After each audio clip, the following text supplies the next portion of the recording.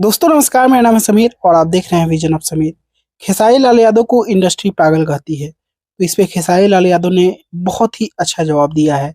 उससे पहले मैं आप लोगों से रिक्वेस्ट करूंगा कि अगर आप लोगों ने हमारे चैनल को सब्सक्राइब नहीं किया है तो प्लीज करिएगा, क्योंकि यहाँ पे भी आपको वीडियोज अच्छे वीडियोज देखने को मिलेंगे और ये मेरा ही चैनल है।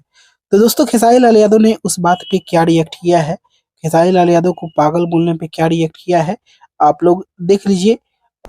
इन्होंने बोला कि इंडस्ट्री आपको पागल कहती है, तो इंडस्ट्री पागल इसलिए कहती है कि मैं पागल हूँ और अपने काम को लेकर पागल हूँ। और दोस्तों आप लोगों ने देख लिया, खेसारी लाल यादव ने कितना खूबसूरत जवाब दिया है कि हाँ मैं पागल हूँ, अपने काम के लिए पागल हूँ, अपने ऑडियंस के लिए पागल हूँ, अपने मेहनत के प्रति पागल हूँ।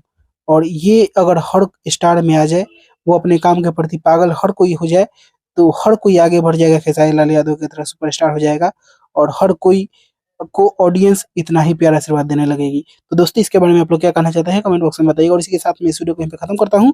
मैं मिलूंगा आप लोगों से एक नए वीडियो में, तब तक के लिए जय हिंद, जय भोजपुरी।